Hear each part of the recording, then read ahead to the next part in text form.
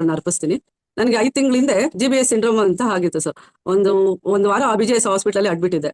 Bill 7 to 8 lakhs bill ಆಗಿತ್ತು. First ನಾನು sir ಹೇಳಿದ್ರು, ಜಗದೀಶ್ ಸರ್, ನನಗೆ 2 ತಿಂಗಳು ನಿದ್ದೆನೆ ಮಾಡಿರ್ಲಿಲ್ಲ, ಮತ್ತೆ ಬಾಡಿ ಮೂವ್ಮೆಂಟ್ ಇರಲಿಲ್ಲ, ಫುಲ್ ನರ್ವ್ ಡ್ಯಾಮೇಜ್ ಆಗಿ ಒಂದು ಜೀವಂತ ಶವ ಅನ್ಬೋದು ಆ ರೀತಿ ಮಲಗಿದ್ದೆ 2 ತಿಂಗಳು ಬೆಡ್ ಮೇಲೆ. ಫುಲ್ ಡಿಪೆಂಡ್ ಎಲ್ಲ ಬೇರೆಯವ್ರ ಮೇಲೆ ಡಿಪೆಂಡ್ ಆಗಿದ್ದೆ ನಾನೆಲ್ಲ ಪ್ರತಿ ಕೆಲಸಕ್ಕೂ. ಒಂದು ಬಾಡಿ ಮೂವ್ಮೆಂಟ್, ಒಂದು ಕೈ ಬೆರಳು ಸಹ ಅಳಗಾಡಿಸ್ಲಿಕ್ಕೆ ಆಗ್ತಿರ್ಲಿಲ್ಲ ನನಗೆ.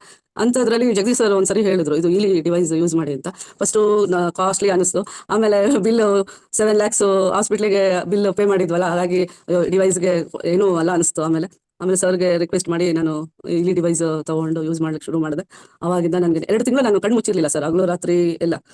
ಆಮೇಲೆ ನಿದ್ದೆ, ಅದು first 1 week gold cycle use ಮಾಡಿ, ಆಮೇಲೆ ಸ್ಲೀಪಿಂಗ್ ಯೂಸ್ ಮಾಡಿದ್ಮೇಲೆ ನಿದ್ದೆ ಮಾಡ್ಲಿಕ್ಕೆ ಶುರು ಮಾಡಿದೆ.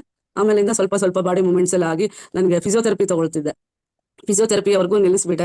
ವೀಲ್ ಚೇರು, ಆಮೇಲೆ ಇದು ವಾಕರ್ ಎಲ್ಲ ಯೂಸ್ ಮಾಡ್ತಿದ್ದೆ. ಅದನ್ನು ಎಲ್ಲ ಸರ್ ಒಂದು ವಾರಕ್ಕೇನೆ ಸ್ಟಾಪ್ ಮಾಡಿಬಿಟ್ಟು ನಾನೇ ನನ್ನ ಸ್ವಂತ ನನ್ನ ಕಾಲ ಮೇಲೆ ನಡಿಲಿಕ್ಕೆ ಶುರು ಮಾಡಿದೆ. ಈಗ ಸರ್ ಮನೆಯಲ್ಲಿ ಎಲ್ಲ ಕೆಲಸ ಮಾಡ್ಲಿಕ್ಕೆ ಶುರು ಮಾಡ್ತೀನಿ, ಎಲ್ಲ ಕಡೆ ಓಡಾಡ್ತಿದ್ದೀನಿ.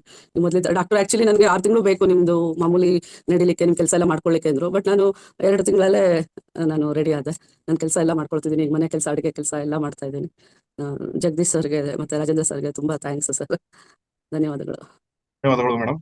Thank you sir.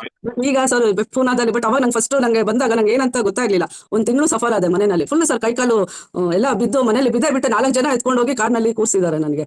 ಅಂತಹ ಪರಿಸ್ಥಿತಿನಲ್ಲಿ ಇದ್ದೆ ನಾನು. ಬಟ್ ಈಗ ಸರ್ ಎಲ್ಲ ಕೆಲಸ ಮಾಡ್ಕೊಳ್ತಾ ಇದ್ದೀನಿ.